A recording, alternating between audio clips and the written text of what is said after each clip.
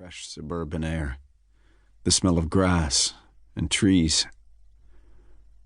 The camera switches to an aerial view of the city, a wide shot from a news helicopter. Throngs of people spilling from the subways, snarled traffic. A total mess.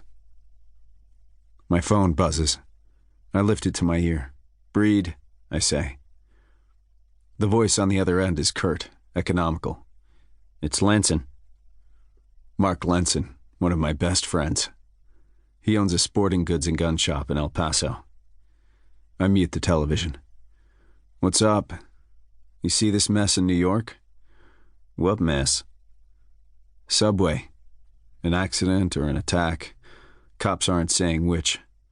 I make heavy casualties, hazmat and forensic teams on site.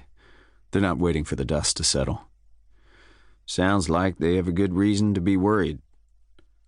Lenson sounds distracted. He has more important things on his mind. "Breed, there's bad news." "What is it?" Lenson sucks a breath. "Keller's dead." I sit bolt upright. "No." "Murdered on his ranch." "Mary and Donnie?" "They're okay. Hancock and I are with them. We're staying at the hotel while the sheriff sorts things out." "When did it happen? Who did it?" "Keller was found yesterday. Sheriff doesn't know who did it. Could have been illegals or coyotes, but right now it's a guess." Lenson hesitates. "Breed." "Yes?" "Breed, they cut his head off." My stomach hollows. "They what?" "They cut his head off with a big knife or machete." I get to my feet. Pace. "I'm coming down. First flight I can get in the morning." "I have to go. Message me your flight and arrival. I'll meet you at the airport." "Roger that." Lenson out.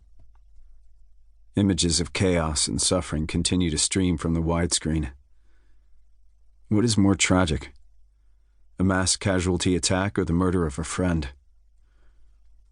The personal nature of Keller's death shakes me to the core. The reporter's lips are moving.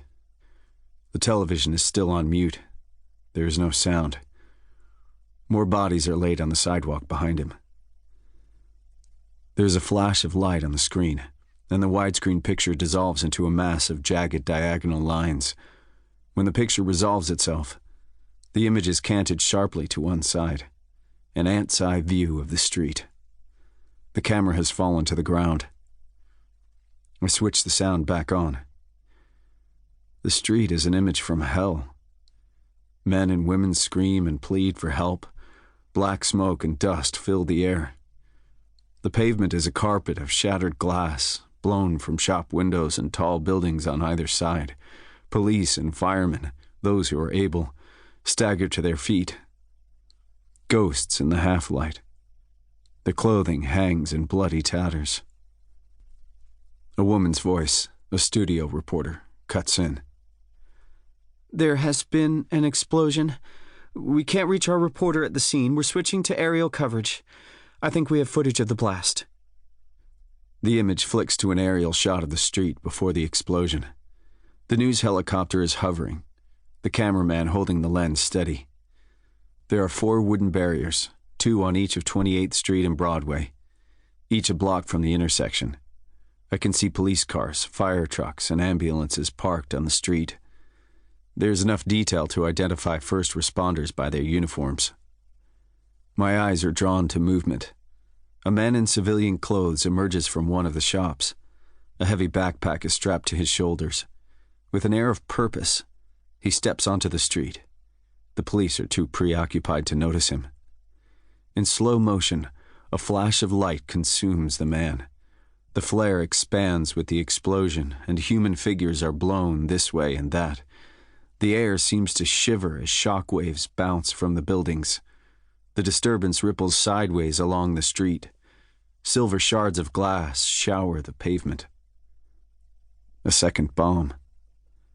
There must have been 80 pounds of explosives and shrapnel in that backpack.